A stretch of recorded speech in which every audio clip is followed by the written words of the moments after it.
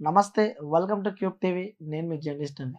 So, AP ఎన్నికలకు సంబంధించి గూడా ప్రతిష్టాత్మకంగా తీసుకున్న నియోజకవర్గం ఏదైనా ఉందా అంటే, అది కేవలం పిఠాపురం అని చెప్పొచ్చు. సో, పిఠాపురంలో ఎవరు గెలుస్తారు అని చెప్పి గూడా ఒక సెన్సేషనల్‌గా మారింది. సో, రాష్ట్ర వ్యాప్తమే గాదు, దేశవ్యాప్తంగా గూడా ఆ పిఠాపురం ఎన్నికలకు సంబంధించి రిజల్ట్ కోసం వెయిట్ చేస్తున్నారనే చెప్పుకోవచ్చు. సో, ఇటు పవన్ కళ్యాణ్ జనసేన పార్టీ వాళ్ళైతే ఆల్రెడీ 1,00,000 మెజారిటీ వచ్చేసింది. 1,00,000 మెజారిటీతో అక్కడ పవన్ కళ్యాణ్ గెలవబోతున్నారంటూ గూడా పెద్ద ఎత్తున వార్తలొస్తున్నాయి. కాదు ఈసారి గెలిచేది నేనే అంటూ గూడా వైసీపీ క్యాండిడేట్ వంగా గీత అంటుంది.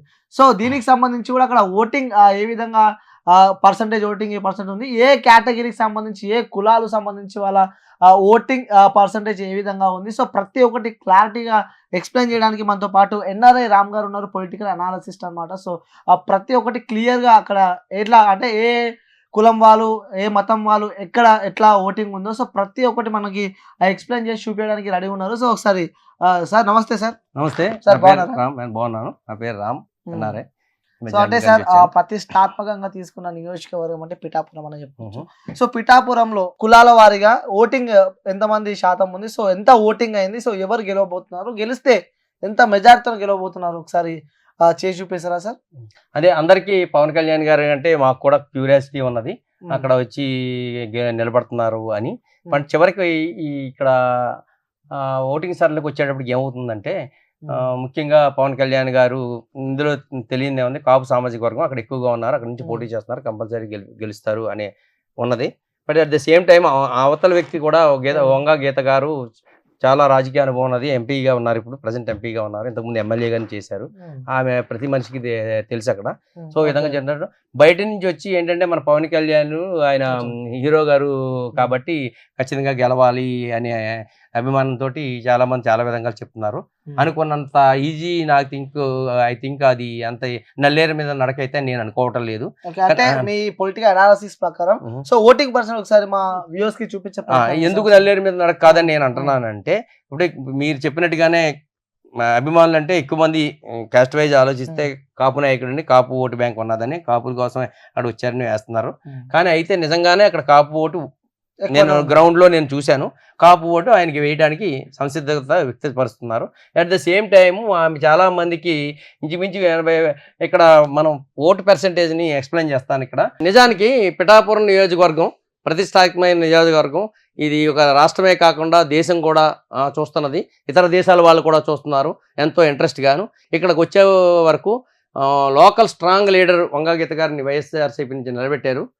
అయితే అక్కడి నుంచి మళ్ళీ పవన్ కళ్యాణ్ గారు కాపులు ఎక్కువ ఓటు ఉన్నదని ఇండైరెక్ట్‌గా ఆయన ఏ ఉద్దేశంతో గెలిచినా గానీ అక్కడ కాపు ఓటు ఎక్కువ ఉన్నది. కంపల్సరీ గెలుస్తారనే ఉద్దేశంతోనే ఆడికి వచ్చినట్టు కనిపిస్తుంది.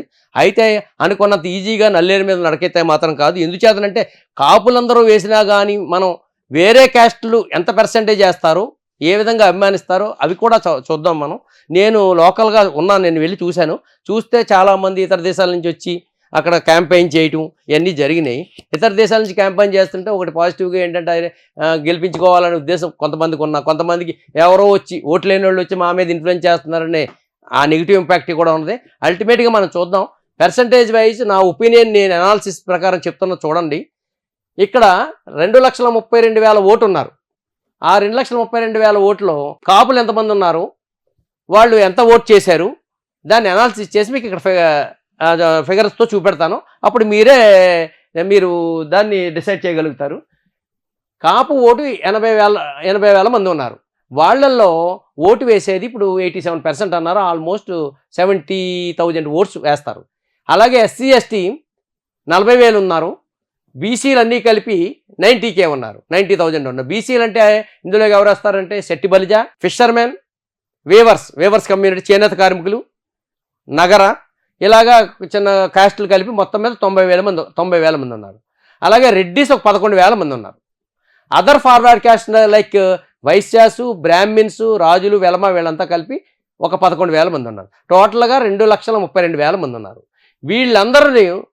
వీళ్ళందరూ ఎంత పర్సెంటేజ్ ఓటు చేశారంటే టోటల్గా 2,08,000 మంది ఓటు చేశారు మొన్న. సో అది పర్సెంటేజ్ వైజ్ ఎంతమంది ఎలా ఓటు చేశారో మీకు చూపెడతాను. కాపు ఓటు మేము అనుకున్న ప్రకారం చూస్తే 70,000 మంది ఓటు చేశారు. ఆ 70,000 మందిలో 55,000 మంది పవన్ కళ్యాణ్కి ఓటు చేశారు. 15,000 మంది అప్రాక్సిమేట్గా గీత గారికి ఓటు చేశారు. అలాగే ఎస్సీ ఎస్టీలో 90% గీత గారికి ఓట్ చేశారు, ఒక 10% మాత్రమే మన పవన్ కళ్యాణ్ గారికి ఓట్ చేశారు. ఆ విధంగా చూస్తే 5,000 ఈయనకి ఓటు చేస్తే 35,000 ఈయనకి ఓట్ చేశారు. అలాగే బీసీస్ 90,000 మందిలో 80,000 మంది ఓట్ చేస్తే 50-50 ఓట్ చేశారని అనుకుంటున్నారు. సో ఇదే మేజర్ ఫ్యాక్టర్. ఇది మీరు అనుకున్నంత ఈజీగా 50-50 చేశారా, 55-65 చేశారా, లేకపోతే 60-40 చేశారా అనేది ఇక్కడ పర్సంటేజ్ని బట్టి డిసైడ్ అయి ఉంటుంది. అయితే నేను 50-50 తీసుకున్నాను కాబట్టి ఇక్కడ 40%, 40,000 ఏమో పవన్ కళ్యాణ్ గారికి వేస్తే 40,000. ఇందులో ఎవరు చెట్టిబల్జీలు ఉన్నారు, చేనేత కార్మికులు ఉన్నారు, ఫిషర్మెన్ ఉన్నారు, అండ్ నగర అనే ఇంకో కాస్ట్, ఎంత కలిపి 90,000 ఉంటే 80,000 మందికి వేశారు. అలాగే రెడ్డిస్ 11,000 అంటే 10,000 మంది వరకు ఉన్నారు. ఈ ఆల్మోస్ట్ ఈ 10,000 మంది కూడా ఇటు వైఎస్ఆర్కే వేశారు.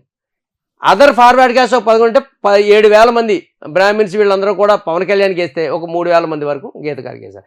ఈ విధంగా చూస్తే మీరు 1,07,000 పవన్ కళ్యాణ్ గారికి వచ్చింది, 1,03,000 గీత గారికి వచ్చింది. అంటే మీరు అనుకున్నట్టుగా 50,000, 1,00,000 ఇట్స్ ఇంపాసిబుల్.